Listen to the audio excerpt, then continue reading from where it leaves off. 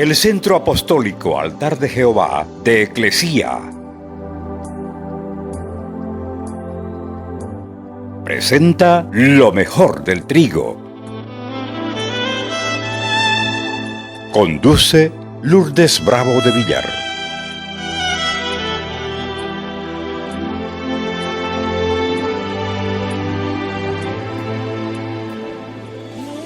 Vamos a hablar de las dimensiones de la oración, porque lo que le cuesta más al hombre es orar.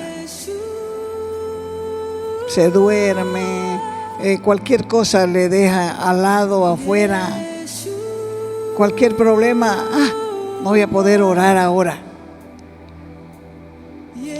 No voy a poder orar ahora. Cualquier cosa, pero si ustedes entienden esto, vamos a ver si dejarán de orar. Vamos al libro de Lucas, capítulo 11, versos del 2 al 3. Los discípulos estaban asombrados de que cómo oraba, cómo era la vida de oración de Jesús. Es verdad que ellos se levantaban al amanecer porque se acostaban temprano, pero sin embargo también observaban esa vida de oración continua y permanente, a veces de madrugada, a veces de noche, a veces a cualquier hora el Señor Jesús estaba orando y ellos estaban asombrados de ver el ministerio de Jesús cómo avanzaba. Y ellos le dijeron: Señor, enséñanos a orar, así como Juan enseñó a sus discípulos. Y les dijo: bueno, les voy a enseñar. Entonces, cuando ustedes oren, digan, les dijo ahí en Lucas 11, 2 al 3, Padre nuestro que estás en los cielos, santificado sea tu nombre, venga tu reino y hágase tu voluntad como en el cielo, así en la tierra. Les estaba enseñando que la voluntad de Dios en el cielo no se discute, se hace su voluntad. Es acá en la tierra que el hombre refuta, es acá que el hombre no entiende y dice: no me creo esto, no me creo esto. Ay, qué cosa, ¿no? ¿Cómo sufrirá Dios de saber que nosotros no creemos lo que Él dice? Somos nosotros los que nos fregamos al no entender lo que Él dice, al no comprender lo que Él está enseñando. Aquí les está mostrando que Dios es Padre. Y más adelante les dice: si ustedes le piden a su Padre pan, no les va a dar una piedra.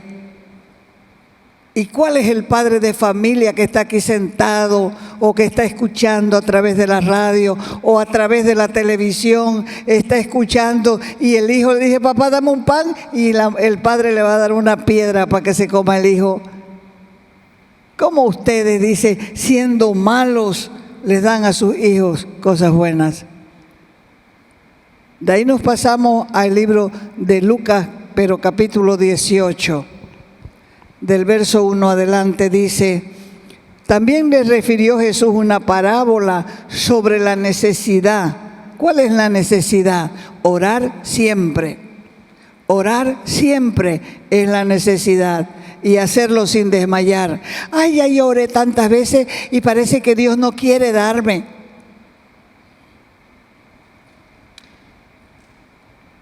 Orar siempre y sin desmayar. Había en la ciudad, dice, un juez que ni temía a Dios ni respetaba a hombres. Era de esos jueces que nosotros conocemos hoy en día y es más fácil identificarlos. Pero había también en aquella ciudad una viuda que venía al juez diciendo: haceme justicia con mi adversario. Él no quiso por algún tiempo, pero después de esto dijo dentro de sí: yo no temo a Dios, ni tengo respeto por el hombre.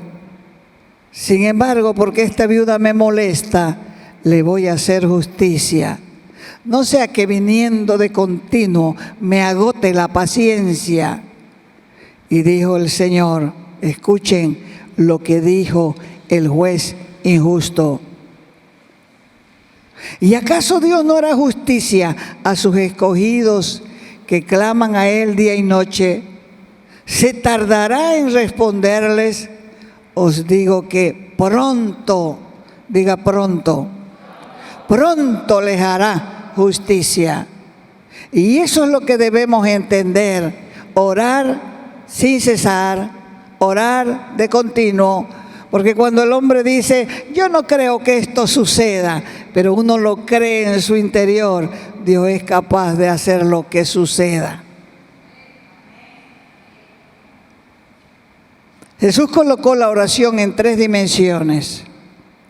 Estas dimensiones representan la forma en que podemos acercarnos a Dios. Es el Espíritu Santo quien nos revela su paternidad, porque este Padre cura nuestras heridas, trae consuelo a nuestra alma cuando lo reconocemos como Padre, porque estamos entrando a una mayor revelación de profundidad para poder entender el amor de Dios. Jesús dijo, cuando oren digan, Padre, Padre nuestro que estás en los cielos, porque esa es la primera dimensión de oración, acercarnos a Dios como Padre. La segunda dimensión está en Lucas 11, 5 al 6, donde les dijo el Señor, ¿quién de ustedes que tenga un amigo y va a él a medianoche y le dice, amigo, préstame 3 panes, porque un amigo ha venido a mí de viaje y no tengo qué ofrecerle? Esa es otra dimensión de oración. Repitamos la primera dimensión. ¿Cómo qué se presenta? Como Padre. Presentando a Dios como el Padre que provee para nuestras necesidades y para nuestros deseos.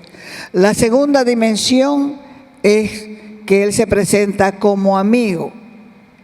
Y viendo la Escritura, lo vemos a ese amigo con una necesidad. Y eso somos cada uno de nosotros, que tenemos una necesidad a veces tan grande y no sabemos cómo dirigirnos a Dios. Dios es Padre, pero también es amigo. Y podemos pedirle ayuda en este tipo de casos. Entonces, el Señor muestra a través de esta parábola que siempre nosotros debemos orar, y no darnos por vencido, porque la viuda representada ante el juez justo quería solamente justicia. El juez injusto no estaba de acuerdo con ella, pero al final, después de tanta insistencia, la mujer recibió justicia porque nunca dejó de molestarlo hasta que lo consiguió. Y Jesús vengará a sus elegidos que claman día y noche delante de Él. O sea, la tercera dimensión es acercarse a Jesús como juez. Y para ellos necesitamos entrar en un sistema judicial.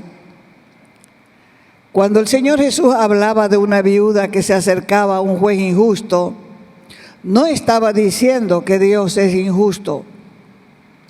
Él estaba diciendo que si una viuda, para obtener un veredicto de un juez injusto, lo consiguió, ¿cuánto más podemos nosotros como hijos comparecer ante el juez justo?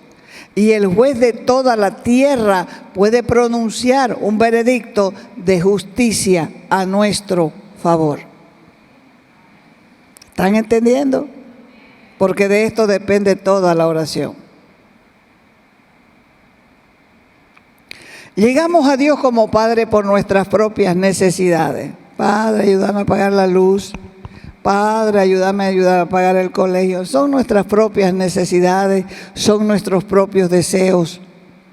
Llegamos a Dios como amigos por las necesidades de los demás. Padre, te pido que le ayudes a mi amigo, a mi hermana, a mi hermano. ¿Por qué? Porque nos estamos acercando a Él como amigo, pero llegamos ante Dios como juez cuando estamos frente al adversario. A veces nuestras oraciones son conflictivas y no entendemos por qué hay tanta oposición. Porque el conflicto no es un campo de batalla, sino un sistema judicial o un tribunal. Y los tribunales son lugares de conflicto, porque estamos delante de un adversario que lo que busca es que no se haga la voluntad de Dios en nuestras vidas. ¿Cuántos han orado largo así por alguna cosa y no sucede hasta ahora?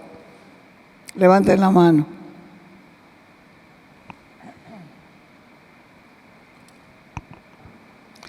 Primera de Pedro, capítulo 5, verso 8, dice: sed sobrios y velad, porque vuestro adversario, el diablo, como león rugiente, anda alrededor buscando a quien devorar.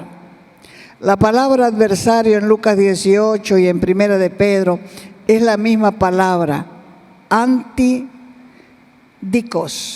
que significa que alguien que trae una demanda y es una oposición legal. Ahora, si queremos lograr avances en medio del conflicto, tenemos que entender qué es el conflicto. El conflicto se encuentra en el sistema jurídico, en los sistemas judiciales del reino espiritual. Y tenemos que saber, tenemos que aprender cómo presentarnos ante Dios, no solamente como padre, no solamente como amigo, sino también como juez, y tratar con el adversario y los problemas que nos atacan. ¿Están entendiendo hasta ahí? Bien. Muchas personas han estado orando por mucho tiempo, pero no han tenido ningún avance. Dios hoy quiere brindarnos un avance, pero tenemos que saber cómo ingresar a esa tercera dimensión.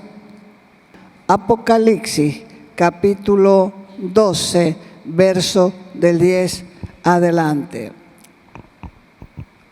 Dice: entonces oí una gran voz en el cielo que decía: ahora ha venido la salvación, ha venido la salvación, ha venido el poder y el reino de nuestro Dios y la autoridad de su Cristo. Porque ha sido expulsado el acusador de nuestros hermanos, ese que nos acusaba delante de nuestro Dios día y noche.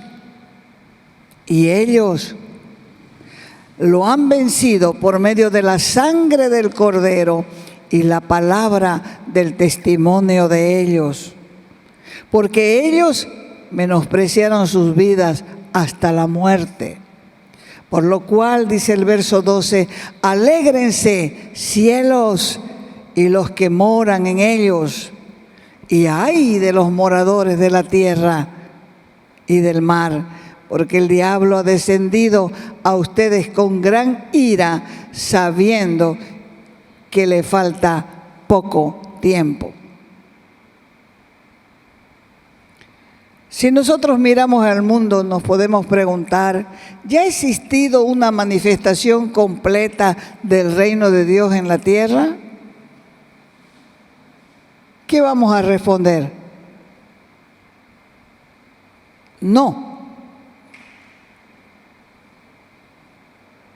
Si el reino de Dios se manifestara por completo, en el momento en que las personas se salvan, serían sanadas de forma instantánea, serían liberadas de forma instantánea, y todas las naciones seguirían la doctrina del Nazareno, aún no hemos visto la manifestación completa del reino como lo entendemos. Juan escuchaba un sonido de algo que aún no se había materializado, pero que aún debía manifestarse. Pero el apóstol Juan sigue afirmando que el acusador de nuestros hermanos, a quienes acusó ante Dios o que acusa ante Dios de día y de noche, ha sido derribado. Aquí se ve la razón por la que había llegado una manifestación completa del reino. La causa es que ya no había acusador contra ellos. O sea, la manifestación del reino completo va a ser cuando no haya quien nos acuse de día y de noche delante del trono de Dios. La palabra acusador es la palabra griega categoros, que en un sistema judicial significa denunciante. El acusador es alguien quien presenta una queja en contra nuestra. ¿Dónde la presenta? En las cortes celestiales, donde está sentado el juez justo. Y esa queja se convierte en un estorbo para que nosotros podamos avanzar. Pero cuando el acusador es silenciado, cuando la acusación es ilegal, podemos defendernos y podemos avanzar. Si queremos un avance completo, tenemos que tratar con el acusador, que es el que está deteniendo lo que Dios quiere que tengamos. Primera de Pedro 5:8 dice: sed sobrios y velad, porque vuestro adversario, el diablo, como león rugiente, anda alrededor buscando a quien devorar. Este adversario, Antidicos, es el que trae la demanda para que lo entienda mejor. De la misma manera, el adversario, el diablo, usa sus acusaciones en nuestra contra y comienza a negarse lo que nos corresponde, lo que nos pertenece. Porque Jesús murió para que nosotros tengamos todo. ¿Y por qué no lo tenemos todo? Porque hay un caso en nuestra contra que necesita ser resuelto. ¿Dónde? En la corte. Así de simple, ese caso en nuestra contra es en el reino espiritual. No hemos experimentado la plena manifestación del reino. No porque no hayamos ganado la victoria en el campo de batalla, sino porque no hemos resuelto el caso en la corte celestial. Y esto es una función en la dimensión espiritual de la oración. Muchas veces oramos por algo y no vemos resultados. Y es precisamente porque hay una acusación en nuestra contra en el reino espiritual. La falta de avance, lo vemos y esperamos. Pero es porque el enemigo está tratando de matarnos mientras esperamos. Y nosotros pensamos que es Dios el que no quiere darnos. ¿Cuántos han orado y han dicho: Dios, por favor, hace esto? Pensando que Dios no quiere. Mala la oración. Malísima. Falta de conocimiento, falta de aplicación de la palabra. No es que Él no quiere hacer. Hay una causa en la corte celestial en contra nuestra. Deja preguntarle al Señor, ¿cuál es la causa más bien? ¿Cuál es la causa? Porque esa causa no se arregla si usted no se arrepiente. Si usted no le dice al adversario: estoy de acuerdo con el adversario, es verdad eso, pero la sangre de Cristo es suficiente para limpiarme. Y cuando usted lo diga y cuando usted lo haga, entonces el camino va a ser abierto.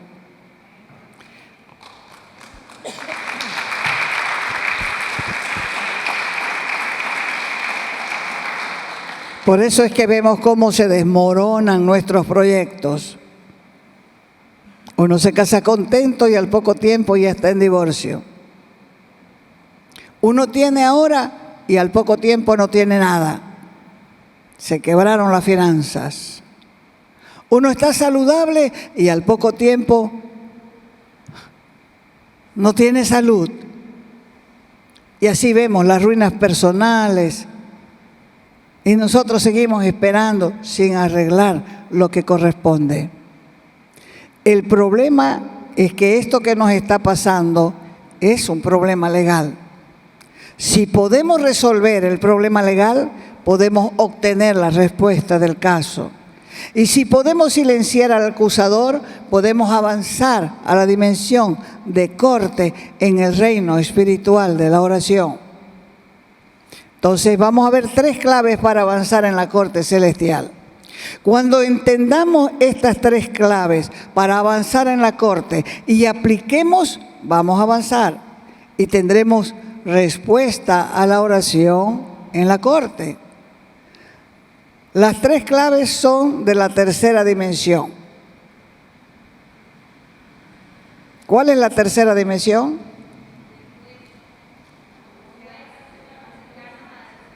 A la corte, acercarnos a la corte. Primero como padre, segundo como amigo, tercero como juez. Dice ahí en Apocalipsis 12:11, ellos le han vencido por medio de la sangre del Cordero. ¿Quiénes son esos? Los creyentes, los que saben el valor de la sangre. Y de la palabra del testimonio de ellos, del testimonio de los creyentes. Porque el testimonio de los creyentes destruye vidas.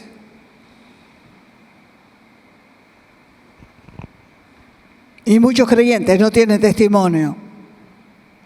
Pero dice que estos le han vencido por medio de la sangre del Cordero, por la palabra del testimonio que vive el creyente, porque menospreciaron sus vidas hasta la muerte. Así que somos vencedores por causa de la sangre. Somos vencedores por la palabra del testimonio. No es lo mismo que la gente hable mal para nosotros mintiendo que diciendo la verdad. Y tercero, no aman su vida y pueden hasta sufrir la muerte. Así que cuando nosotros caminamos en esa tercera dimensión de la oración, podemos responder todas las acusaciones del adversario en nuestra contra. Porque no se olvide que el enemigo ha pasado mucho tiempo construyendo un caso en nuestra contra. Si alguien tiene una demanda en nuestra contra, tiene que tener pruebas. Y ha pasado el enemigo, el adversario, mucho tiempo armando un caso en nuestra contra. Porque esa es la forma que actúa el enemigo. Satanás ha pasado mucho tiempo armando casos en nuestra contra porque no quiere que avancemos a lo que Dios tiene para nosotros. Pero lo que hizo el Señor en la cruz nos ha dado todo lo que nosotros necesitamos para responder en este caso y silenciar al acusador para poder ver la plenitud de lo que Dios quiere que hagamos realidad en nuestras vidas. Y saber esto debe elevar nuestra expectativa cuando entremos al lugar de oración. Porque la sangre de Jesucristo habla. Habla, sí, habla. Por eso dice, ellos le vencieron por la sangre del Cordero. No es justo que le deje esto porque este ha hecho esto y esto. ¿Qué hace el creyente? Debe levantar su voz y decir, es verdad, Señor, estoy de acuerdo con el adversario, pero tu sangre me limpia de todo pecado. Y entonces ahí el enemigo sufre su primer revés. Porque cuando se está en el tribunal de corte, se escucha una variedad de voces. Fíjese, usted si va a una corte, los que son abogados saben cómo es una corte, una olla de grillo. ¿Por qué? Porque ahí están testigos falsos y testigos verdaderos. Y a veces los falsos son los que más gritan. Ahí mismo está el juez. Este juez no es el juez justo que nosotros tenemos en la corte celestial. Generalmente son jueces injustos. Ahí están los partidarios, ahí está el fiscal acusador y ahí está el abogado. Hebreos capítulo 12, verso 22 adelante. Ustedes, dijo el Señor, se han acercado al monte de Sión, a la ciudad del Dios vivo, Jerusalén celestial. Mire, hay corte celestial, hay Jerusalén celestial, a la compañía de muchos millares de ángeles. Verso 23, a la congregación de los primogénitos que están inscritos en los cielos. Se han acercado a Dios, juez ¿de qué? Juez de todos, a los espíritus de los justos hechos perfectos, a Jesús, nuestro abogado, el mediador de un nuevo pacto, y a la sangre que habla, repita, y la sangre que habla mejor que la de Abel. Recuerda que el Señor le dijo a Caín, la sangre de tu hermano clama a mí desde la tierra. La sangre de Jesucristo nos limpia de todo pecado.